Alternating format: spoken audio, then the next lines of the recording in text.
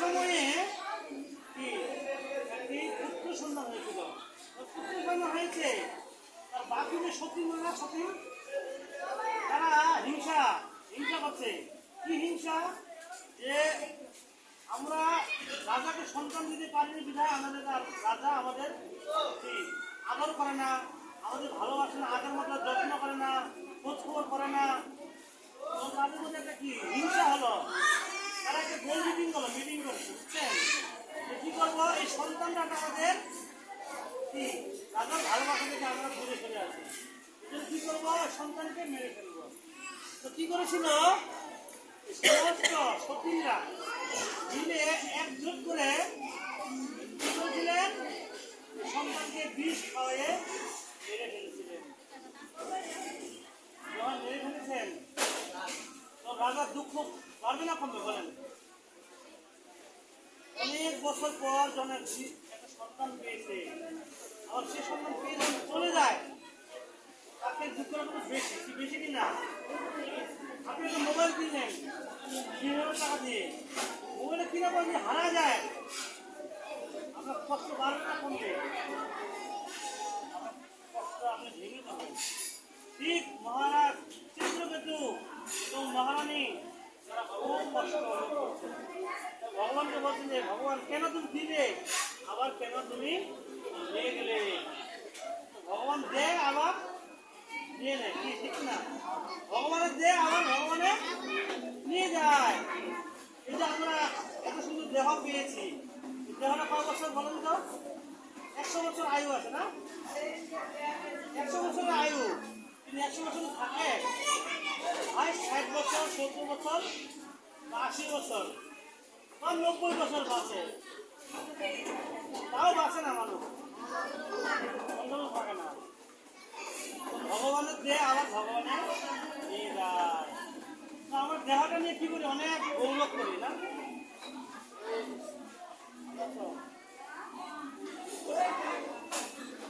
বলছে কি এই দেহটা, হরে কৃষ্ণ, আমরা এই দেহটাকে অনেক আদর করতে পারি না? দেহটার জন্য কত কিছু ঘরে এসে লাগায় দেহটার জন্য। হ্যাঁ, এই মায়েরা কি করে কত কিছু ঘরের মধ্যে যত জিনিস দেখা যায় তার থেকে মায়েদের জিনিস বেশি, আলমারি ভর্তি, ঠিক না?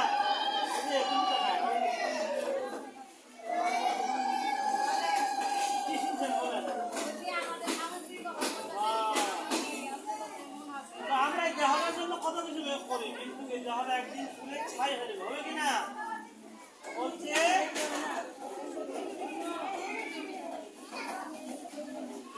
হরে কৃষ্ণ। ওই জন্য আমাদের কি করতে হবে, ভগবানের শরণাগত হতে হবে। ভগবান গীতা বলছেন সর্বধর্মান্ন পরিত্যজ্য মামেকং শরণং ব্রজ অহং তাং সর্বপাপেভ্যঃ মোক্ষয়িষ্যামি মা শুচঃ।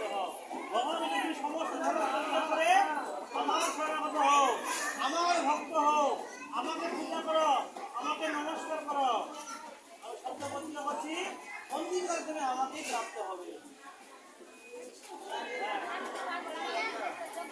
হ্যাঁ, অবশ্যই অবশ্যই পাগল করে আগে দেয়।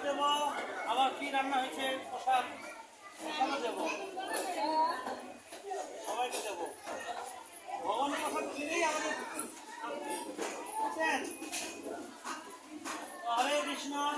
এই জন্য আমরা যে ভগবানের নাম করতে পারি, ভগবানের কীর্তন করতে পারি, ভগবানের সেবা পূজা করতে পারি। হ্যাঁ, হরে কৃষ্ণ হরে কৃষ্ণ কৃষ্ণ কৃষ্ণ হরে হরে, হরে রাম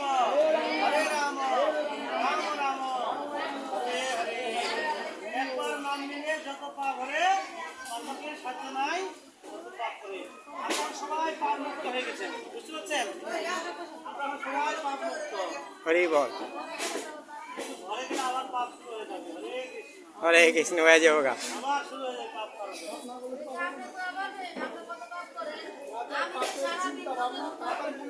হরে কৃষ্ণ। হ্যাঁ হ্যাঁ হ্যাঁ মারে বলছে আমরা যে সন্ধ্যাবেলায় তুলসী পরিক্রমা করি, শুনেন এই তুলসী গাছ পরিক্রমা করি 4 বার। কয়বার? 4 বার যে তুলসী পরিক্রমা করা হয়, বলছে জানি কানি চপা পানি ব্রহ্মা হস্তাদি কানি চ কানি টানি প্রাণ শান্তি পদে পদে। এটা আমরা 4 বার পরিক্রমা করছেন না? 4 বার পরিক্রমা করার মাধ্যমে কি আমরা সমস্ত পাপ মুছে গেছে। হরে কৃষ্ণ।